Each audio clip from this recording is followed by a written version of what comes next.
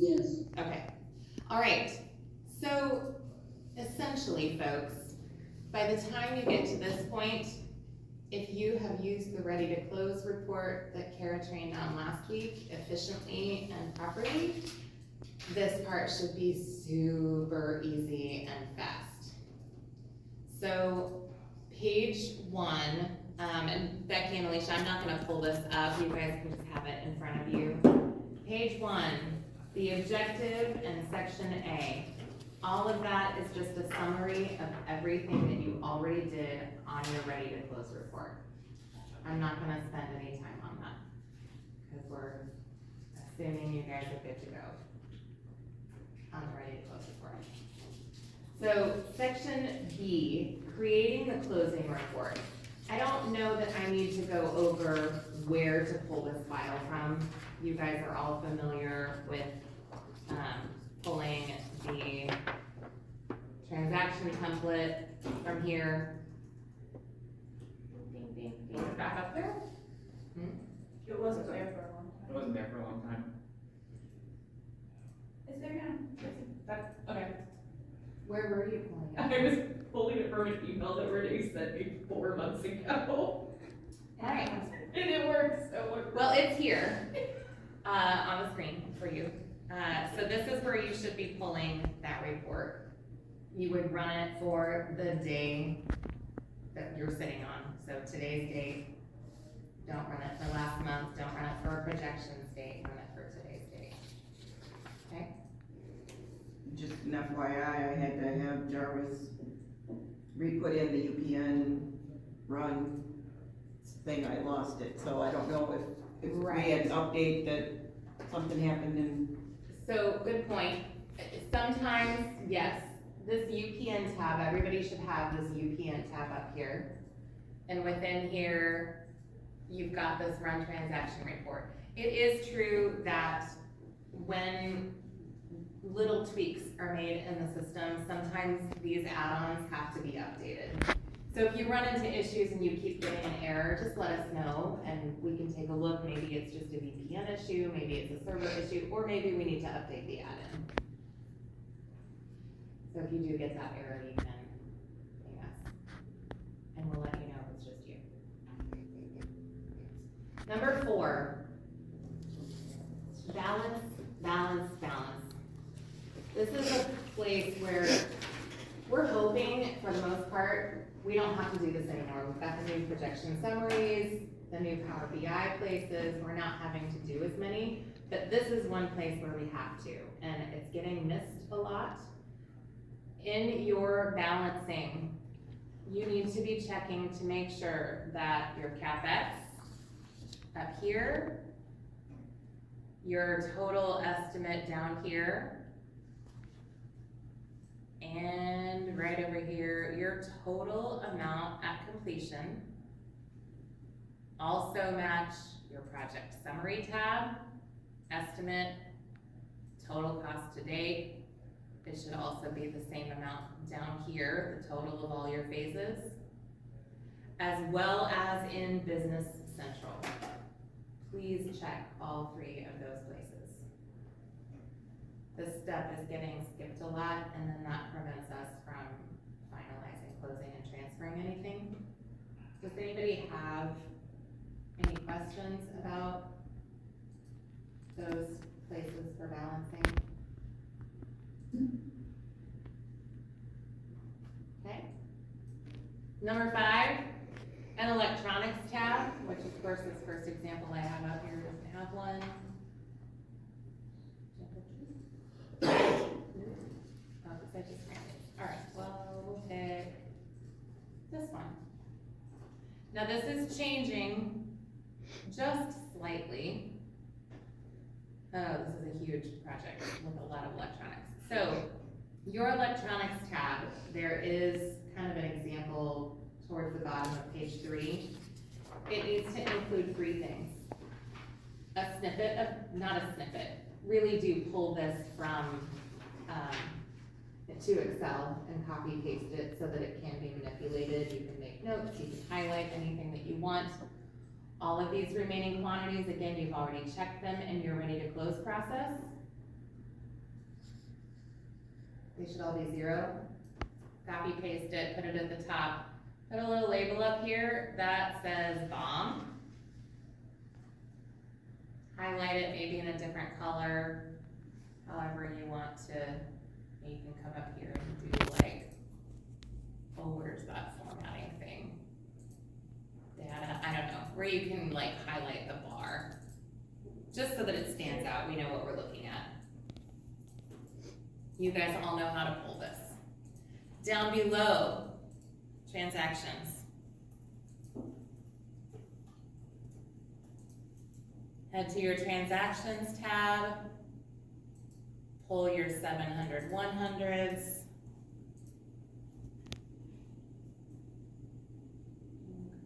looks like everything, copy. No, watch, it's not gonna let me do it because it's in a table.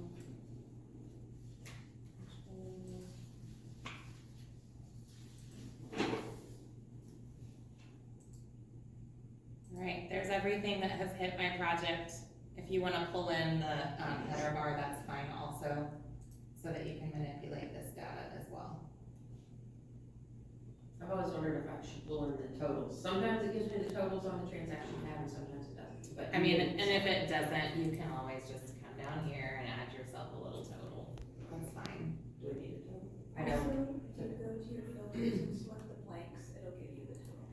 It just hides it. So depending on how you filter it, pull this in. We're not gonna be super picky, but we do wanna be able to see all this. And depending on how large the project is, there might be quite a bit of evaluation done between the BOM and the transaction tab, and quite possibly the long form. We will do a separate training for electronics here in a couple of weeks, because it is a beast in and of itself. So we'll pick some big projects to go over on that. Last but not least, we do want to check EMS and just pull in a snippet from EMS that shows there are no things stuck over there. Because just because you have no remaining quantities doesn't mean there's not an issue in EMS. So we want to make sure that all 3 of these are in here. So essentially, if there isn't any issues in EMS, you want just a blank snippet, just. If there's an issue in EMS, you won't be closing it. Right. And okay. you would have found that when you did your ready to close piece. So you can, yeah. Okay. Any questions on just the electronics tab? I have a question. Yes. Again, we will do a separate training on that section, because there are so many discrepancies between what may have been estimated versus what was ordered on a BOM versus what was finally used. And understanding where those differences are and when to ask questions and why those differences may have happened is probably gonna take a good hour to go through. And we'll pick some big projects, like I said. If you have one where you're on your ready to close worksheet and you're really struggling just with electronics, and it's a big one, lots of electronics, lots of variation from estimate to actual, come to us and we'll help you guys evaluate it. Don't spin your wheels right now. We just wanna help you guys get jobs closed faster. This should have had its own section D. Pull out the job closing footage comparison chart. So typically, I actually have it bookmarked up here, job closing templates. If I'm in closing mode, I just have it open on another screen so that I can enter my numbers. You guys probably can't see that very well. Enter my numbers from one project, copy paste. Enter the numbers for the next project, copy paste. I wanna take a little time on this. It's getting better just because people are being very conscientious of the cost codes that you're using when you're ordering items, but there's still a few times where things get missed. And I have an example. This one here. one was just slightly off for me. And I don't remember why I went digging on this one. Can you guys all see that? Is it too small? Is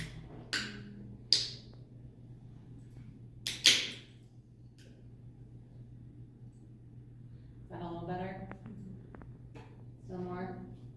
Do you need a front row seat, Sarah? Oh, come on, go away. So, as you're coming through here, engineering cost codes sometimes get things like setup fees or hourly charges to engineers or additional desktop 15 cents per foot walkouts. There's tons of variations of things that go on here. What we want in this is what is the footage that was engineered and what was the cost for just that piece. This footage chart is driving some of our estimates, our near net estimates, on net estimates, the S3. We're starting to pull average costs from here. So it's very important that we don't come in here and say that I had, 1,800 feet of engineering, but then I had 5 hourly fees, and then I had some walkout stuff, so then I end up putting 2,700 units that weren't necessarily a footage, and it's $8,000. Yes, ma'am. So in that case, do you use miscellaneous cost code for those hourly and? You don't have to, But know what it is? right, and you're gonna see that when you come over to your transactions tab. Put the description. Yeah, really pay attention. I'm just gonna go with AP. Is that something new? Because I've always used the whole, like in Iowa, they do sometimes no desktop, no field work or something like that. So then you also, that's kind of, I'll get to that in just a Okay. second. So engineering setup, well, this is probably an Iowa job. Engineering desktop, no field work. I'm kind of wondering about this already. Let's narrow this down so we're not looking at so much information. Sorry for the delay in mouse action here, folks. So these setup charges, those are gonna start to throw off my footage. But here's where, I might have questioned these as it came in. Why did we do the same exact engineering twice on this one? I don't want it to be this. This isn't my footage, 1866. And I don't want my total to be this. Because my actual footage was only these two. 460, 450. But you do still want us to add those ones in there, or No. no? Nope. Just the actual. Here's my footage, 1858. Here's my total, 460, 450. So you'd have to do a little math. 460, 450 divided by 1858. Well, you're gonna come back to 25 cents a foot. Sometimes these aren't the same. So we're not using that setup fee in there. No. Now, there are some times, and this right here may have actually been part of it. Some regions have a minimum charge, some regions have a flat fee, things like that. When you are creating this PO, I want to see in this field, minimum charge, Actual. 87 feet. Yeah. Right, so then, as I'm coming through here and I see all these minimum charges, let's say this one was 152, 3, whatever I'm writing up there, and this guy here was 250 feet. Then, that might change this a little bit. Do you see how I'm getting to this point? I want my footage on this project. So I would be adding 929 plus 929 plus the 87, the 153, and the 250. And then I would take the total actual cost for those lines to get the cost of my engineering per foot. Does that answer your question, Anna? About the minimum charges and the flat rate engineering that comes through? Again, we're just not using that setup fee. Right, so these setups, and sometimes, depending on the region, there's, you'll see, 3 hours at $75, where you're paying somebody to sit at a desk and do what we're paying them to do when we pay by foot. It just depends on the vendor, depends on the region, depends on the contract. Sometimes it depends on the size of the job. This rule of thought applies to every cost code that is going into that job footage comparison chart. If you put something other than bore on your bore cost code, it shouldn't be going in the bore footage chart.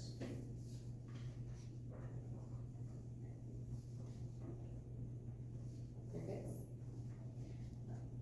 Alicia, Becky, you guys have questions? Board is board. Yeah. That's it. I have a question. Go ahead.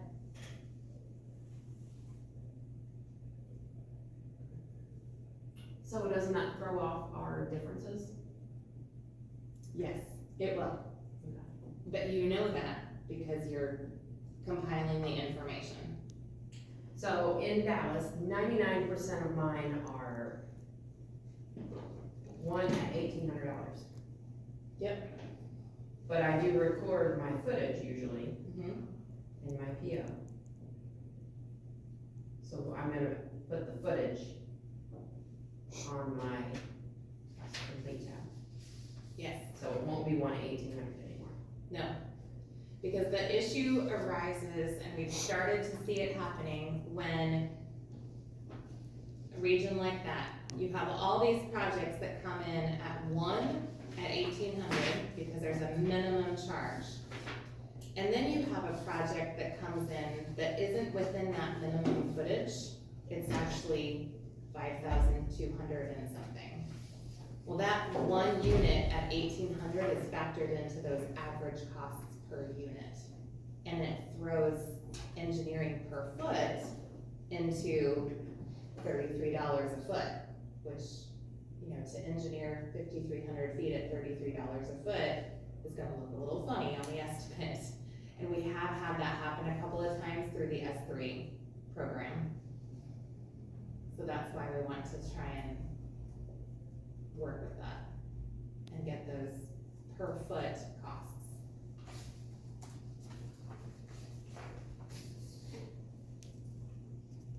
Shannon, Yes, so a lot of mine are by unit because they're under certain footage.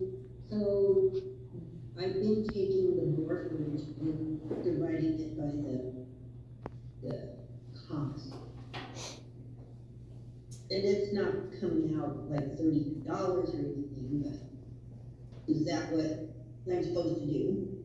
so again, when you create that engineering PO at a minimum charge or a standard fee, you need to be asking at that time, how many feet did they engineer for that fee? Because it's not always the same as your bore footage. Okay. There might be small field changes that they don't go and re-engineer, or they may engineer your bore footage plus pull through existing. And then if you only use your bore footage, your engineering footage is off.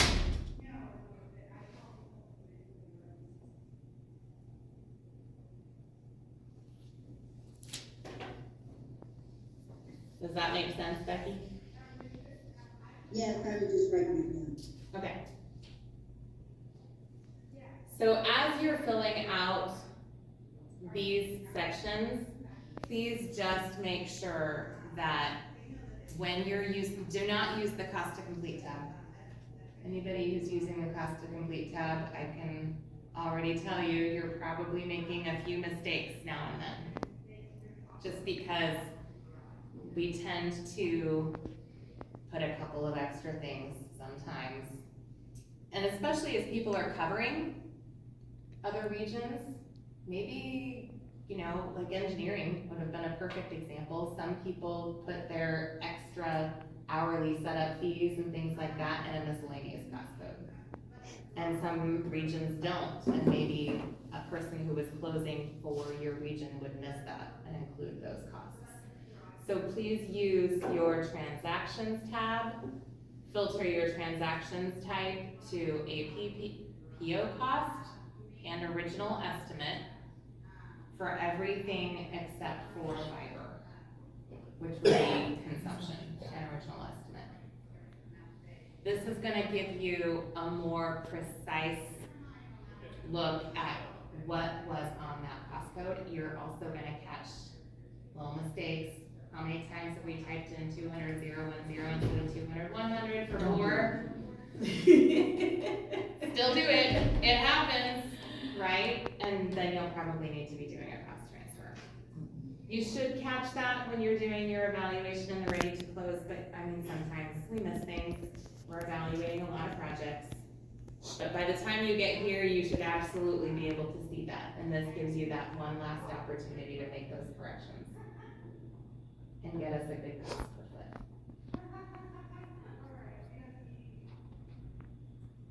Anything else on those? So far, we're just making this closing file. And it does, on number 14, top of 5, it does tell you, click on the transactions tab to fill out the footage comparison chart. And then it walks you through on page 6 through the top of page 7. Copy paste that report. Always, always right here, just to the right of your amount over under.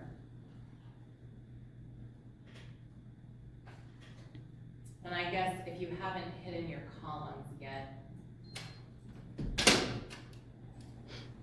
it would be just to the right of your prior month total at completion. If you haven't gone through and hidden columns yet.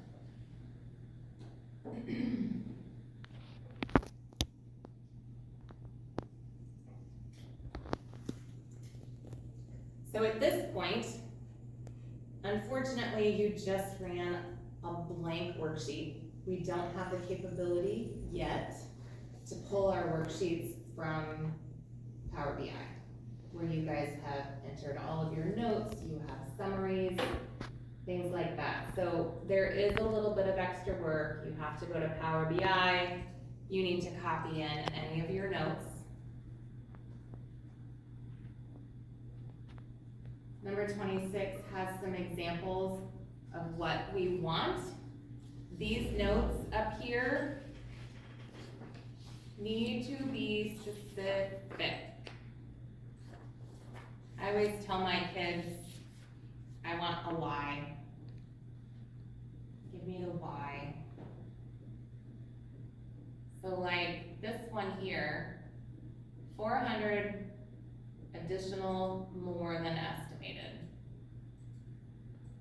Well, I can see that right here. I mean, 332. It was, I mean, the numbers already tell us that, right? I don't need it to be redundant.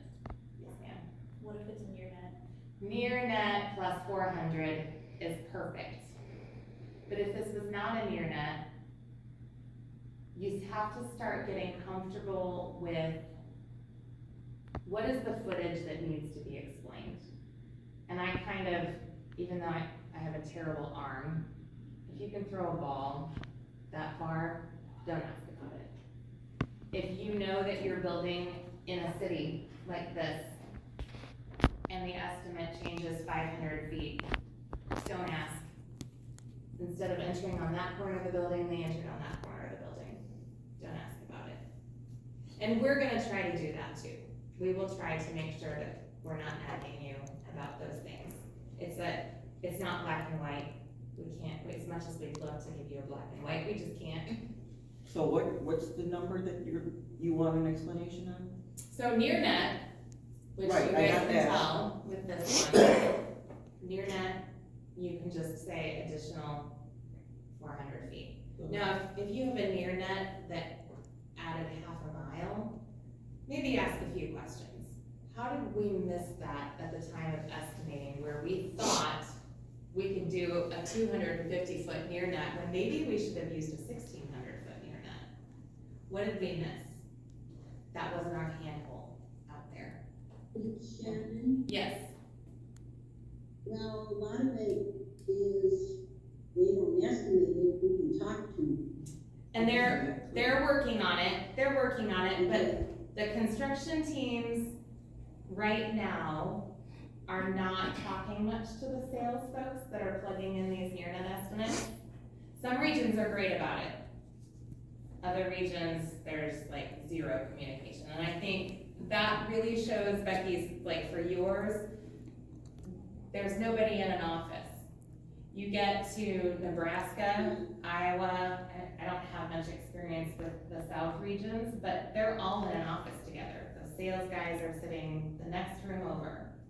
And they might have a project come up and they're looking at the map and they just wanna make sure. So they go check with our construction guys because they're the ones that truly know our network and how it was built. And they can say, yeah, we can't access that handle, it's full, the fiber's full, any of those kinds of things. Which is another one that you might see on a near net. The route was full. Every single fiber that went through that route was full, we had to put new fiber in.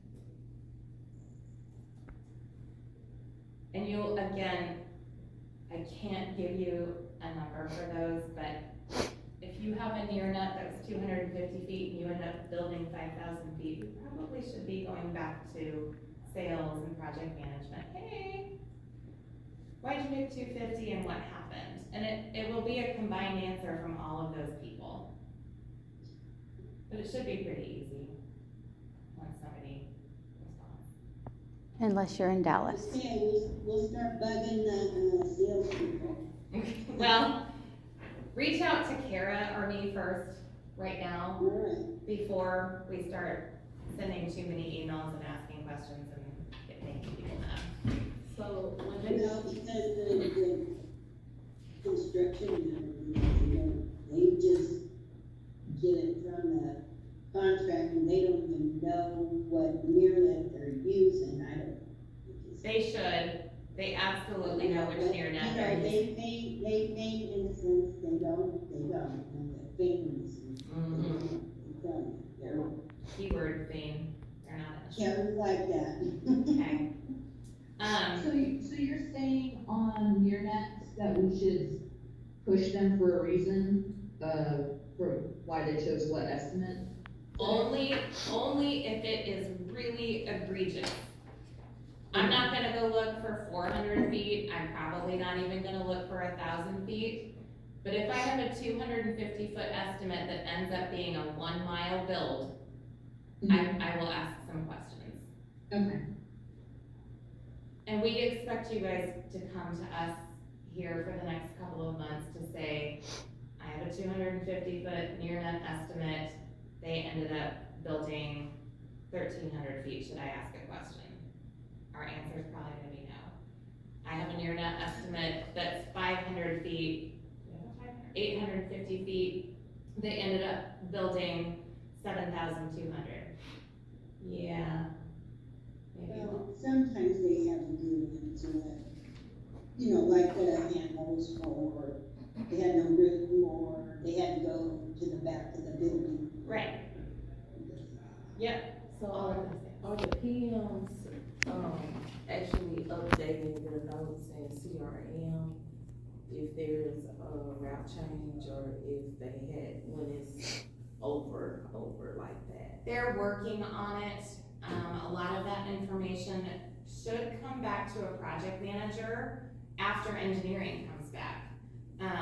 There's a lot of green project managers, and they haven't been asked by all of us a million times yet. If you get some of the more seasoned folks, they're pretty good about putting in, after engineering, we found that the customer isn't gonna let us enter the building on that side, or they'll put something about, route was full, we're gonna have to build a bunch more, but not all of them are there yet. So, again, it's a combined effort to get these answers, and it takes some finessing and figuring out when and who to ask. So just let Kara and I help you navigate that for a while until you find that sweet spot for your team. Am I the only one that doesn't remember where those notes are kept?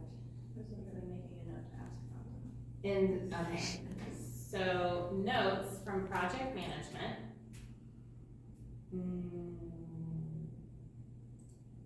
Each one.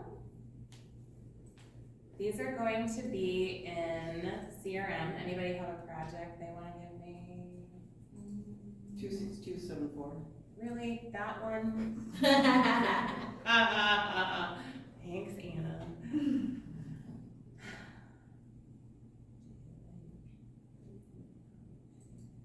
So once you click into project date tracking, our folks, tracking screen link, any single one of them, doesn't matter. Project notes, they should be updating these weekly. So I can go all the way back to the beginning of this project. Sometimes it's copy paste from the previous week, it happens. And I have found some good information in here. This site is done. Hey guys, because it is hard. If you are on those kickoff calls, sometimes it's hard to keep up, right? But you can come back in here and find things that maybe you missed, especially on a large project. Get a little recap.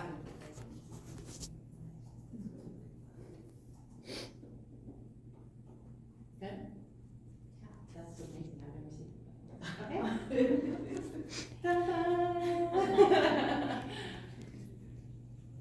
We don't want you guys to have to come out here too often.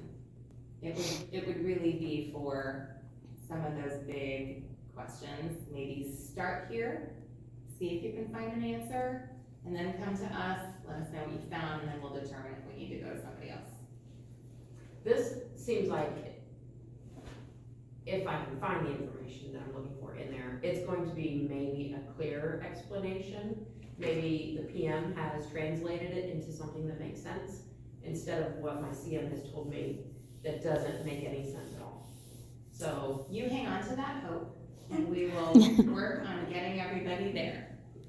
You will find some information from project management, some information from construction managers, and then we will have to piece it together.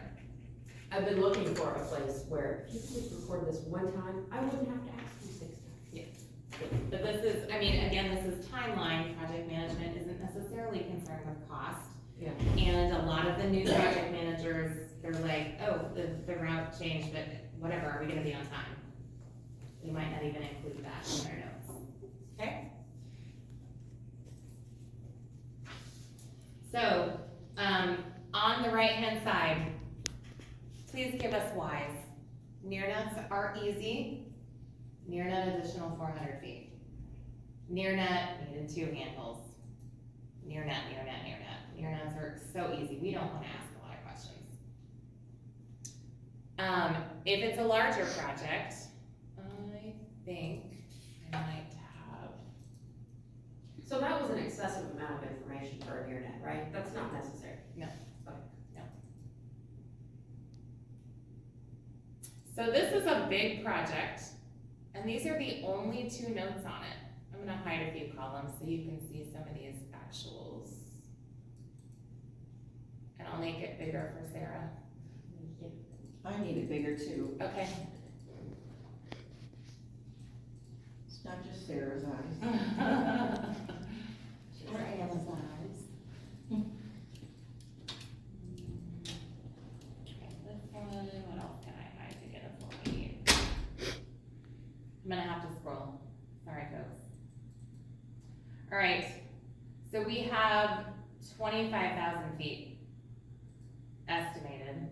Here's a good example, I guarantee you they probably didn't estimate 70,000 feet of engineering footage. There's probably some other stuff in here. We get down to bore, we have a 25,000 foot estimate, we have 28,000, that's 3,000 feet, that's over a mile and a half. On 25,000 feet, a mile and a half isn't a lot, considering that maybe we jogged 500 feet here and jogged 500 feet there. But it's still, you know, a pretty costly piece. We're going to look for an answer for that. Traffic and concrete, you'll see on page 8. Items that may use an explanation of not needed, not required, not estimated. Rock, traffic, concrete, core bore, potholing, and contingencies. It's the last part of number 28. Don't ask your construction managers about those. Why did the city require us to have so much traffic control? Yep. Find those patterns, you will know. I'm working in the city of Dubuque. They have fancy stamped concrete that they want, and the estimator missed it. We are going to be adding $50,000 to this project. Okay? Out to the right, there aren't very many notes, actually, on this big project. I'm over $54,000. Ended up taking the only route available to get to the customer. This is a typical construction manager answer right here. Unsure what route was originally mapped. They have maps, they do, but we're not gonna nag them. Again, 3,000 feet on a 26,000 foot estimate. That's just 6 little 500 foot jobs. This side of the building, that side of a parking lot. But he did give us a little bit. There was only one route available to get to the customer, and we took it, 28,000 feet. I could maybe use a little bit more here, but this is a good start. There's a note down here. Concrete reduced by just over half during December projections as the why. We're out in the open. We're not gonna be replacing concrete in Farmer Joe's field, wherever they are. We don't have concrete to replace. So they had this giant $37,000 concrete estimate, and he was like, yeah, I only want 15,000. I do have a note there just because concrete hasn't happened yet. Why did I reduce it? Why do I have a random $15,000 there? So that's a good note.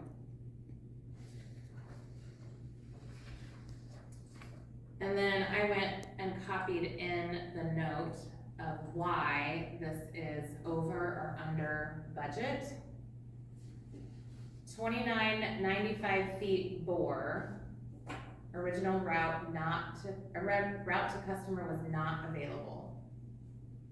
This 84,000, you know, is not just the bore footage. I was only what, $53,000 over on bore? But if you're adding 3,000 feet of bore, you're adding fiber pole, probably another hand hole, maybe some core, any of those kinds of things. So you have all of this construction that's related to 3,000 feet.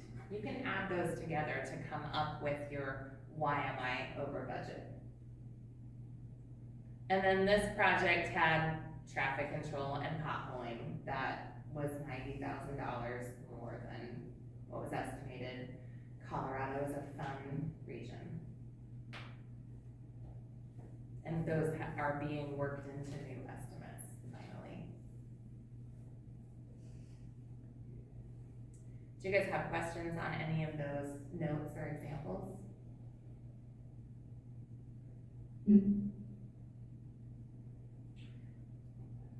You just stuck that note there as a placeholder?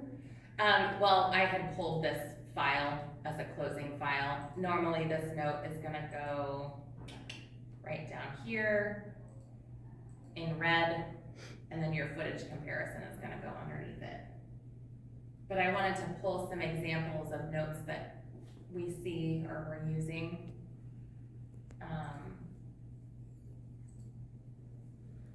Here is another near net estimate. I don't even have to go look at the project title. I was trying to hide like whose projects these are so nobody knows. And then I come out here and there aren't any notes at all. It probably wasn't, it's probably less than 100,000. Well, it was, but now it's $63,000 over budget.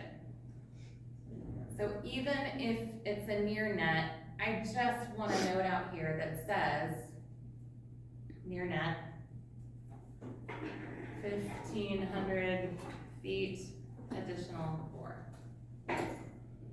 Something that just shows that these are being evaluated. And then I think the overall note for this project did reflect that. Rock and permits and traffic control. But I do wanna see it on the, I wanna see a few more notes on those ones that are out on the columns. Don't skip over that part. I'm glad you said, so that you know that we're looking at them. Because sometimes go, why? It's important. Right. So I'm like, but you already said it's a near net, so I don't have to ask any questions. So, okay. And we'll get into some of those when we do projections training. Christine's gonna talk to you about which projects do I need to do projections on. Again, if you're doing the correct projects and doing projections on them, this one would have had a projection because it's $63,000 over budget. Even though it was a near net, it was under 100,000, and then all of your notes would have been there. All of those other near net projects that are under $100,000, that are less than 20,000 over or under, you're not gonna touch them. And by the time you get here, literally, your only reason is going to be near net, whatever it was, plus your footage chart. I had, this example, it's kind of hard to share this with you. Well, I already went over, this footage chart was wrong. I didn't want to pull in all of those costs for $1.36. These numbers were wrong. There was a different amount of fiber pull other. And if I do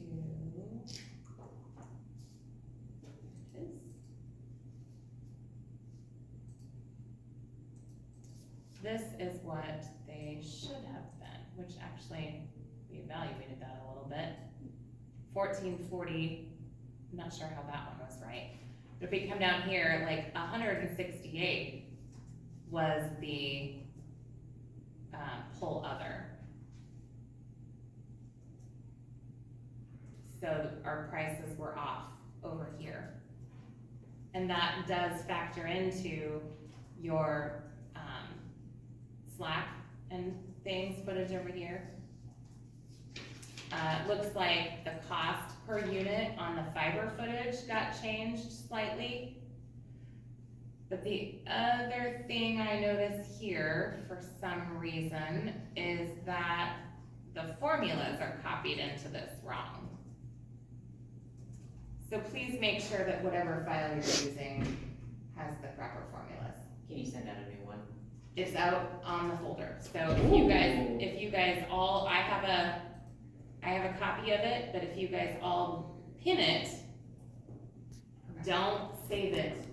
Because you're always taking this and then copying it and pasting. So whenever you close this, just click don't save. I have an extra file that I can plop back out there just in case, but then you have to repin it. Okay, that's But go ahead and pin this and use this one, because this is the one that's in the manual, it's correct. It has all of the formulas in it. I just always save one in my closing folder anyway. Just make sure that, I don't never save it. okay, I just always close it. but I have seen a lot of them where these formulas are missing, I don't know what happens to them. So like, all of these are missing in here, which is probably why I kicked this, part of why I kicked this back with the footage chart. So when those differences don't match the cost to complete tab, do you want an explanation over there? Not necessarily. I mean, engineering, we're probably gonna know that it's probably because you had those setup fees. If there is a really large difference on your bore footage, there's probably a cost transfer that needs to be done or an explanation, you need to explain why. Fiber, you guys might have seen oftentimes your fiber difference is going to be pennies, maybe some dollars off, just because inventory goes out 4 decimal places on cost, which is the weirdest accounting thing ever to me, but that's what happens. And when we put in, you know, I usually tell you guys, go ahead and put this out 4 decimal places to get as close as you can. This isn't accounting here, it's just a chart. But if you're finding that you have a large project that's got 40,000 feet of fiber on it, we don't want this number out here to be too far off.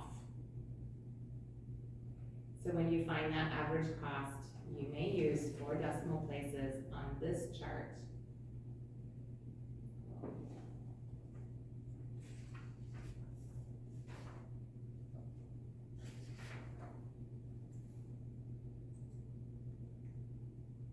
Any more on that? Okay, If I have to, I didn't get the project closed, you guys found something, and I need to change an explanation or repull the fiber chart or whatever, and it's like a week later, do I leave all the dates the way they were? Or do I update? Maybe every time I hit that run button is when I change a date. yes, if you run it for a different date, it needs to have a different date in the saved title. And I don't know, we didn't put that in here. Kara and I can talk about file management, cause that is one thing in these folders. I don't have that open, that we just need to, we need to get with you guys on. How are we going to handle that? I know you guys see that we put, oh, there it is, job closings, prelim. So, anybody have any? So, let's just say Anna's got this file out here, and I found something wrong with it. I'm gonna put hold in front of it, and at the end, I will try to give a brief description. Total at completion was off. Fiber footage chart is wrong. What's See with what- the, Yeah, what's with electronics, things like that. I'll just put a brief question. I have started within the file itself to put a question by what I'm questioning and highlight that field. Once you have finished that, my preference, and again, we can get with Kara, is that you resave a new file and put revised in front of it, but leave everything else the same. I archive the old one, I check out your revised version to see if things have changed, and then that's the one that I use to close. Now, if you have to rerun it because of a thing hitting the project, then it's gonna get a whole new date and a whole new file and things like that. I think I wasn't changing, that makes sense, but if I've locked it, shouldn't I report the date that I blocked it? Because say inventory changed in price or something. Well, I locked this project as of January first, so it didn't pick up any of those changes. Right, which January first would also be the date that I would expect that you would have run this report. Cause it's the same day you're locking it, which gets us to the next step. So you run the report, you pull all this information in. You format the report. I have one here as an example. This one. I open this up, first thing I see, there's a 2 up here. I don't know what I'm looking at. If I scroll, there's like, I can't see the tops of my stuff. There's another file that's open. That's the 2, that's the 1. I can't see everything. There's columns that I don't wanna see in here. Please make sure that when you put these files out there, you have hidden all the columns, you have your freeze panes correct. It doesn't open with 2 windows, because then we have to go searching for things. I know it sounds trivial, but No, when that's- every single one that we open, I can't, because a lot of these projects, if you get into a project that's 4 or 5 phases long, I need that row up there at the top so that I can kind of compare your footage comparison to the notes, to the over-unders. So please make sure that that happens. Just format it before you save it out there. Enter your ready to close date, which again, at this point, should be the same date that you ran the file, should be the same date that you put it out there, should be the same date that you lock it. Please remember to lock it.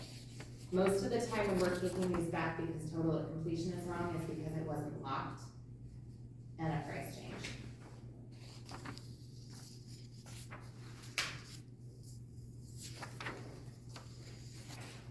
All right, I have us in here for another 30 minutes, but if we don't need it, if you guys don't have any other questions,